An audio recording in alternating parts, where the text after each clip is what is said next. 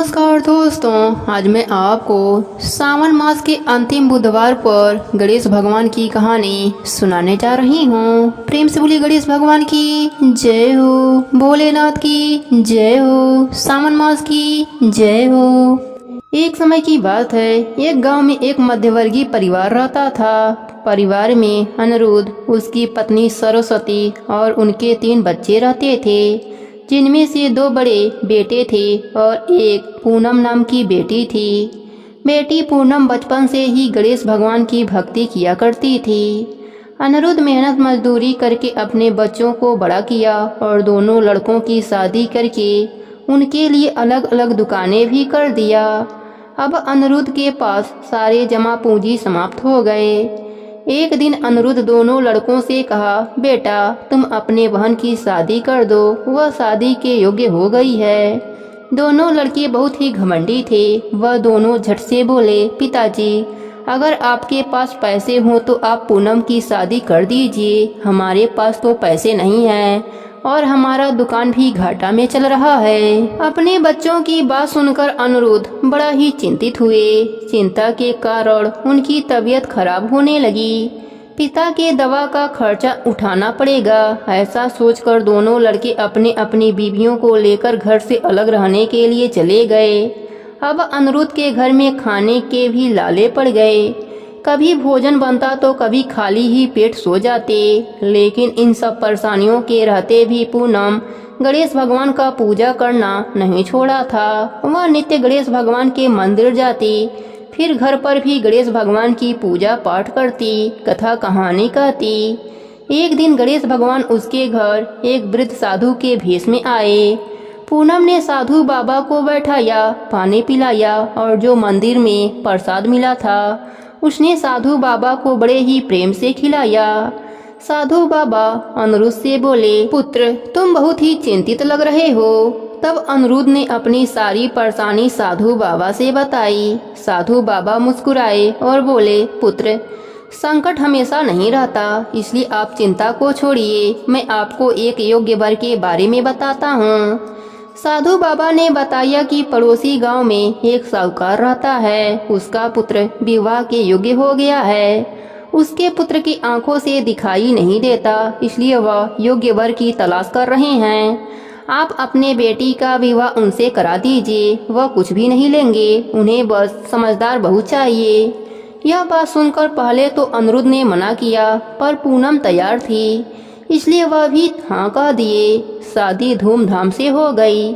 ससुराल में भी पूनम गणेश भगवान का नित्य नियम निभाती रही। शादी के चौथे दिन चमत्कार हुआ। सेठ के बेटे को दिखाई देने लगा। सेठ सेठानी बहुत ही खुश हुए और पूनम को अपने घर की लक्ष्मी मानने लगे। गणेश भगवान की कृपा से इधर अनिरुद्ध के घर में भी दुख के दिन फिर गए। उनके घर में अन्य धन का भंडार भर गया, इसलिए तो गणेश भगवान को संकट नाशन भी कहते हैं। हे गणेश जी महाराज, जैसे आपने पूनम पर अपनी कृपा करी, वैसे ही अपने सभी भक्तों पर अपनी कृपा बनाए रखना। सबके व्रत को पूर्ण करना, कहानी अधूरी हो तो पूरी करना, पूरी हो तो मान रखना। प्रेम से बोले गणेश भगवान की जय हो, भोलेनाथ की जय हो, पार्वती माता की जय हो, सावन मास की जय हो। एक समय की बात है, एक गांव में एक मालिन रहती थी। उसके पति का स्वर्गवास हो चुका था। उसका एक 4 साल का पुत्र था। उसकी सास कठोर हृदय की स्त्री थी। वह बहू को बहुत तकलीफ देती थी। एक दिन सास बहू और पोते को घर से निकाल दिया। वह दोनों रोते हुए चलते चलते एक जंगल में पहुंच गए।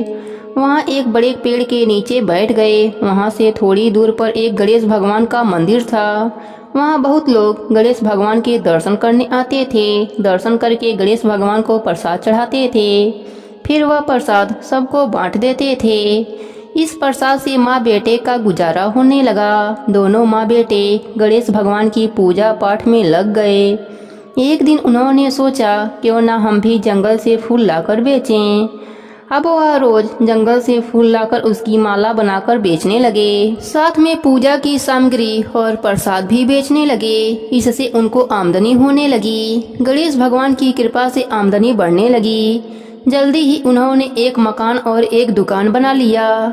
एक दिन उसी नगर की राजा की बेटी मंदिर में पूजा करने आई। मालिन के बेटे को देखकर राजकुमारी उस पर मोहित हो गई और उससे विवाह करने की सोचने लगी। उसने अपने भाभी से अपने मन की बात कही। भाभी अनुभवी थी। उसने कहा, यह तो मालिन का बेटा है और तुम एक राजकुमारी हो। यदि तुमने उससे विवाह किया तो तुम्हारी बहुत बेइज्जती होगी। पर राजकुमारी अपने बात पर अड़ी रही। उसने कहा, मैं तो प्रतिज्ञा कर लिया है कि उसी से विवाह करूंगी।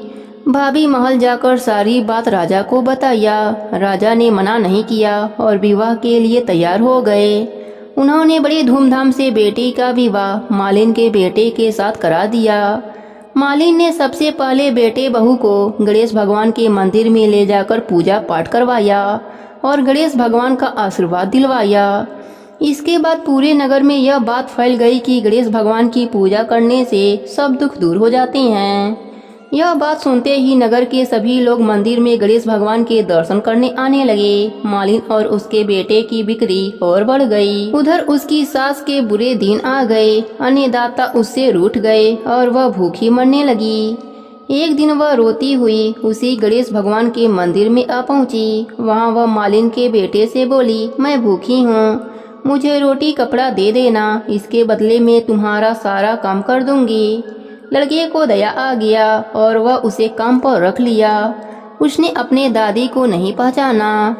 जब मालिन घर आई तो उसने अपने सास को पहचान लिया। सास से बोली, सासू जी आप यहाँ कैसे? सास ने पोते के तरफ इशारा करके बोली, मेरा इस सेठ के यहाँ नौकरी लग गई है। बहू बोली, यह आपका पोता है और यह घर भी आपका ही है, यह दुकान भी आपका ही है। आपने हमें घर से निकाला, तब गणेश भगवान ने हमारी रक्षा करी। बहू की बात सुनकर सास बोली, मेरी करनी मैंने भोग लिया। बहू बोली, सासू जी अब आप हमारे यहाँ रहो और पोते का सुख देखो। सास गणेश भगवान की महिमा देखकर गणेश भगवान का जयकारा लगाने लगी। साथ ही बहू पोते के साथ मिलकर गणेश भगवान का नित्य नियम निभाने लगी। गणेश भगवान की कृपा से उनके घर में भंडार भर गया। हे गणेश जी महाराज, जैसा सुख आपने मालिन को दिया वैसा ही सुख सबको देना, सबके व्रत को पूर्ण करना, सबके कथा कहानी सुनने का पूरा फल देना। प्रेम से बोलिए गणेश भगवान की जय हो, भोलेनाथ की जय हो। बहुत पुरानी बात है। एक गांव में एक सास बहू रहा करती थी। सास अपने बहू को खाना नहीं देती थी और बहू रोज नदी पर पानी लेने जाती थी। जाते समय घर से आटा ले जाती, नदी से पानी लाती और पंसारी के दुकान से गुड़ और घी खरीद लेती और शमशान की चिता पर रोटियां सेक लेती। रोटी चूड़कर घी को डालकर चूरमा बनाती। पास ही मंदिर में गणेश जी की पूजा करके भोग लगा देती थी और फिर खुद खा लेती थी। ऐसा करते करते काफी दिन हो गए। गणेश भगवान को यह सब देखकर बड़ा ही आश्चर्य हुआ और उन्होंने अपने नाक पर उंगली चढ़ा ली। बहू तो घर आ गई। दूसरे दिन मंदिर के पट खुले तो लोगों ने देखा कि गणेश भगवान अपने नाक पर उंगली रखी है। सब आश्चर्य करने लगे। बहुत लोग मंदिर में जमा हो गए। मंदिर के पुजारी कहने लगे, जो कोई भी गणेश जी के नाक से उंगली हटा देगा उसे इनाम दिया जाएगा। सभी ने अपनी अपनी कोशिश करी पर कोई फायदा नहीं हुआ। तब बहू ने अपने सास से कहा, जी माँ जी मैं भी मंदिर में जाकर कोशिश कर लूँ। तब सास ने कहा, इतने बड़े बड़े लोग नहीं कर पा रहे हैं तो तुम क्या करोगी? पर बहू ने कहा, मुझे एक बार जाने दीजिए। सास ने इजाजत दे दिया। सारे गांव वाले एकत्रित थे।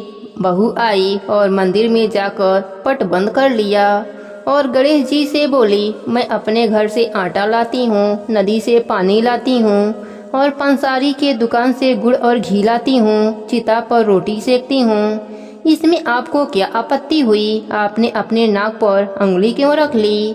आपको अपने नाक से उंगली हटानी पड़ेगी। अब गणेश जी ने सोचा, इसने मेरा सच्चे मन से भोग लगाया, इसकी बात तो माननी ही पड़ेगी। और फिर गणेश भगवान ने अपने नाक से उंगली हटा ली।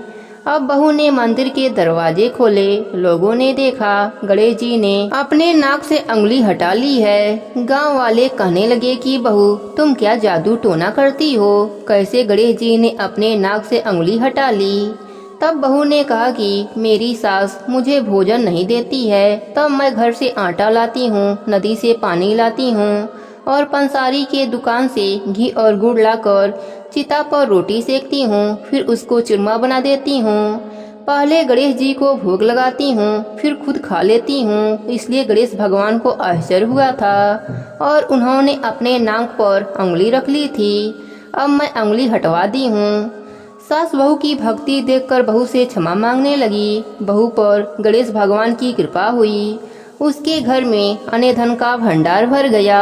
अब सास बहू मिलकर गणेश भगवान का नित्य नियम निभाने लगे। गणेश भगवान की कृपा से उनके घर में अन्न धन का भंडार भर गया। नाती पोते हो गए। सभी लोग सुखी जीवन जीने लगे। हे गणेश जी महाराज, जैसी कृपा आपने बहू पर करी वैसे ही अपने सभी भक्तों पर अपनी कृपा बनाए रखना। कहानी अधूरी हो तो पूरी करना, पूरी हो तो मान रखना। सबके व्रत को पूर्ण करना। प्रेम से बोलिए गणेश भगवान की जय हो, भोलेनाथ की जय हो, पार्वती माता की जय हो।